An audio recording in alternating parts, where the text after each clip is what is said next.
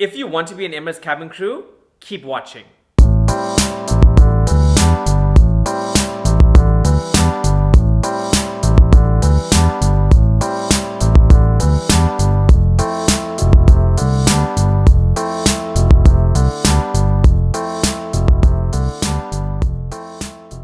What's up guys, welcome back to my channel and thanks for joining me once again.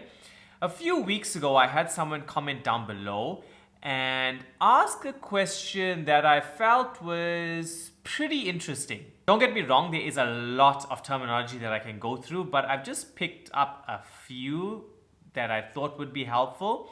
And the first thing I'm going to start off with is exactly what I do, and that's cabin crew.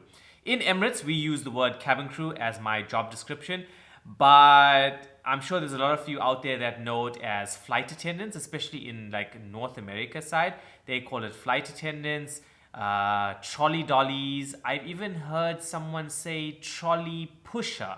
And the crew that work with us are the pilots, also known as the flight deck, which is also an area known as the cockpit. When you're on the aircraft, you hear the pilots making an announcement, and a lot of the times the captain says that he's flying with first officer. First officer is actually the right-hand side seat in the flight deck, and that is the co-pilot. So you have the captain and the co-pilot. So obviously the captain's in command, left-hand side seat, and the co-pilot, the first officer in Emirates, is the right-hand side seat, is co. When you're seated and you'll see in front of the doors, there is these seats that the cabin crew take. Those are called jump seats. Now those jump seats are fold down seats, so they're actually quite compact, and they have, like a passenger seat would just have the seat belt that's at your lap, but with the cabin crew we have the seat belt, a lap belt, as well as a shoulder harness. And actually in Emirates, those jump seats are only for cabin crew. Hat rack, that's another interesting one. So above your seat, there is the overhead bins, overhead storages where you store your bags, your cabin bags. So again, just depending on where you are situated, like in North America and Africa and Australia, whatever it is, but in the Middle East or in Emirates, it's called a hat rack. The next two terms are kind of related. It's pushback and taxiing. So the aircraft will be at the actual gate, and then you'll feel like a bump. That's because the truck that's on the tarmac is actually towing the aircraft back towards, off the gate and towards the runway. So you push back off the gate and you taxi towards the runway, because you'll go around, and once you get to the runway, you'll depart. In the cabin, you have different types of seats. You have window seats, aisle seats, middle row seats, which obviously we all hate, but you also have bulkhead seats. Now, a bulkhead actually is a wall that divides the cabin. So for example, first and business class, business and economy. In economy, you have different cabins as well because you have bulkheads in between. So it just separates each cabin, and like also between the lavatories and between the galleys. But the bulkhead seats are actually one of the more favorable seats, possibly, because the bulkhead seats, if you're sitting behind a bulkhead, then the chances are you're going to have extra leg room. This also comes with a bit of a con, because the bulkhead seats have attachments to fit baby bassinets.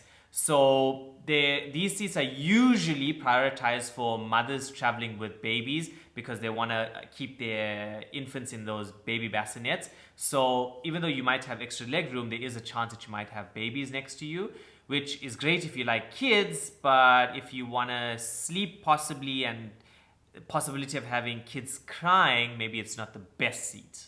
Talking about galleys and lavatories, the galley is also known as the kitchen. Now, the food that we have on board is already cooked. We just have to put it into the ovens in the kitchen, in the galley. So we prepare everything there, prepare all our carts before we're going to actually do a service. The lavatories are also known as toilets, bathrooms, washrooms, call it what you will, but we call it lavatories. Now this term you typically hear from cabin crew a lot. They also talk about top of descent. That is when we are about to land. It's usually top of descent means when the aircraft is descending, 30 minutes before that is going to be the top of the descent, because that's how long it usually takes. So top of descent means probably about 30 minutes before we're going to land. Crew will be telling you different things, why they can't do this, why they can't do that, why do we have to do this, why we have to do that. It's because time is running out. We are about to land. Ferry flights are flights that have no customers on the aircraft. So for example, it'll be full of crew as operating, but no customers. So you're just ferrying the aircraft back. I've done a few flights like that where you would operate to, let's just use Durban as an example. You operate to Durban with customers, full complement of crew, but then coming back for whatever reason, there is no customers, so it's actually a ferry flight back to Dubai.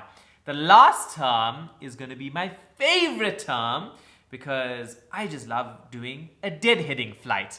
A deadheading flight is where you are on duty, but you are a customer, if that makes sense. So the perks of being deadheading, which I love, is that you get paid for it, but you get to sit down and do nothing. You get to eat, you get to watch TV, you get to sleep, whatever you like to do. Once again, this is just on Emirates. I don't know how it works on other airlines, but in saying deadheading, oh my God, this is so funny. So, what was her name? Tabitha, the person that's actually asked me to do this video, the following week when I did my roster reveal video, she asked me about deadheading flights because I was saying that I was going to do Zurich deadheading. But guess what? They removed my Zurich. Like I said at the beginning of that roster reveal video, these flights are not guaranteed. So I'm actually off my Zurich deadheading flight. I don't know why. I'm not going to ask. It is Corona times, right? I hope you guys did find that video interesting. It's just terms that we use on a day-to-day basis that has now become actually part of our vocabulary. There are a lot more terms that we do use, but I found that these are the most common ones. If you do have any other comments or suggestions for videos, throw it down below. Shout out of the week, what's up? If you do want a shout out, just comment down below like I said. Right now, as you're watching this video, I am in Sydney and I am celebrating my birthday, so hopefully it's going to be a good one. Hopefully it is a good one. Like I said, you'll be watching it right now. Happy birthday to me. I'll be vlogging that and hopefully get some good footage for next week's video. If you did like this video, make sure you give it a thumbs up and I will see you guys next week.